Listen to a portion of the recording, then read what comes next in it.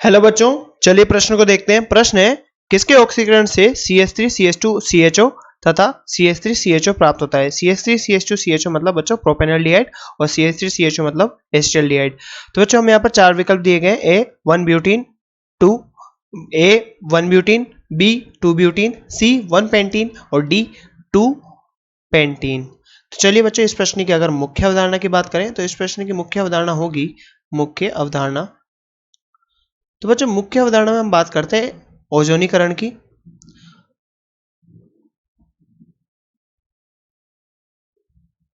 तो बच्चों मुख्य अवधारणा में हम किसी सामान्य एल्कीन के ऑक्सीकरण की बात करते हैं, ओजोनीकरण की बात करते हैं। तो बच्चों ओजोनीकरण जो होता है ये ऑक्सीकरण का एक पद होता है। ओजोनीकरण तो बच्चों ओजोनीकरण क्या होता है? एक ऑक्सीकरण का पद होता है। ऑक्सीकरण होता है बच्चों ओजोनीकरण में, ऑक्सीकरण होता है। और बच्चों इसके अभिकर्मक की बात करें, अभिकर्मक तो बच्चों इसमें अभिकर्मक हम सबसे पहले यूज में लेते हैं O3 ओजोनी अपघटन में। बच्चों हम यहाँ पर ओजोनीकरण में हम क्या करते हैं बच्चों, यहाँ पर O3 के सबसे पहले अभिकर्मक का इस्तेमाल करते हैं और बच्चों O3 के बाद हम इसका अपघटन कराते हैं जिंक की उपस्थिति में। और बच्चों ये से हम क्या बोलते हैं, ये क्या करता है यहाँ पर रिडक्टिव ऑक्सीडेशन करता है बच्चों, रिडक्टिव ऑक्सीडेशन यानी अपचयकारी ऑक्सीकरण। अपचयकारी ऑक्सीकरण मतलब बच्चों ये एसिड में ऑक्सीकरण, अपचयकारी ऑक्सीकरण मतलब ये एसिड तक नहीं जाता बच्चों, ये एल्डिहाइड पर रोक देता है। ये एल्डिहाइड पर ऑक्सीकरण रोक देगा बच्चों, ऑक्सीकरण रोक देता है। अगर बच्चों ये ऑक्सीकारी ऑक्सीकरण होता तो ये बच्चों एसिड तक ले जाता, परंतु यहाँ पर अपचयकारी ऑक्सीकरण होता है क्योंकि यहाँ पर जिंक की उपस्थिति होती है। तो जिंक क्या करता है बच्चों, इसका नियंत्रित कर देता है इसके ऑक्सीकरण को और एल्डिहाइड पर रोक देता है। तो बच्चों एल्डिहाइड पर रुक जाता है। अब बात करें किसी सामान्य एल्कीन की ऑक्सीकरण की, तो बच्चों यहाँ पर CH डबल बॉन्ड CH और ये R2 और ये R1।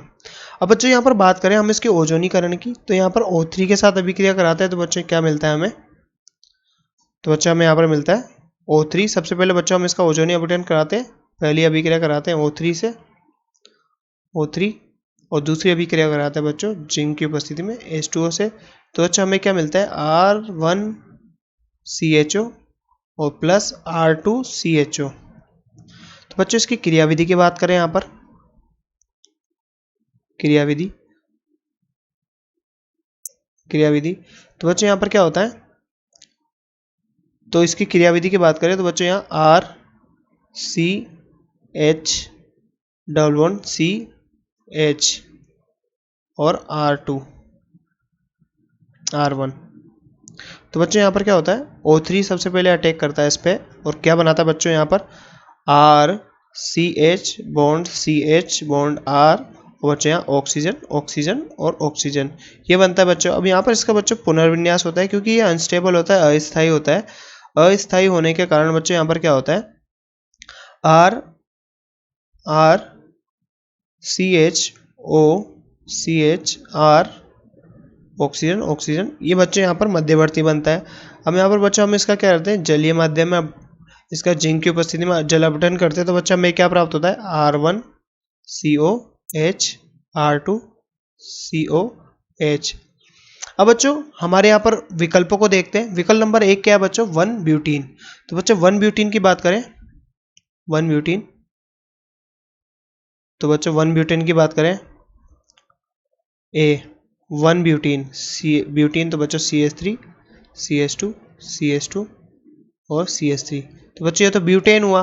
अब 1 ब्यूटीन बनाना है तो बच्चों यहाँ पर क्या CH2H और ये 1 2 3 4 तो बच्चों ये क्या है 1 ब्यूटीन। अब बच्चों जब इसका हम ओजोनी अपघटन कराते हैं O3 और फिर बच्चों इसकी जिंक की उपस्थिति में जल अपघटन कराते हैं तो बच्चों हमें क्या प्राप्त होता है यहाँ से CH3 CH2 CHO plus HCHO। तो बच्चों हमें यहाँ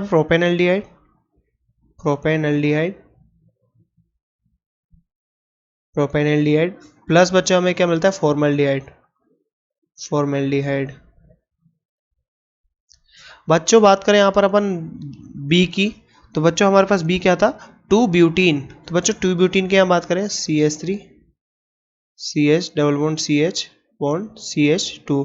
तो बच्चों यहाँ पर क्या है 1 2 3 4, ये क्या है बच्चों 2 ब्यूटीन 2 ब्यूटीन 2 ब्यूटीन। तो बच्चों जब हम इसका ओजोनी अपघटन कराते हैं तो यहाँ पर क्या होता है O3। और बच्चों दूसरी बात करें जिंक, ओजोनीकरण करा रहे हैं बच्चों हमारा हम इसका यहाँ पर। तो बच्चों ओजोनीकरण के पश्चात हमें क्या प्राप्त होता है, यहाँ पर 2 अणु मिलेंगे बच्चों पर CH3 CHO के। तो बच्चों यहाँ पर ये क्या है, ये एथेनल्डिहाइड, एसिटल्डिहाइड भी बोलते हैं बच्चों से। तो 2 एसिटल्डिहाइड प्राप्त होता है हमें, एसिटल्डिहाइड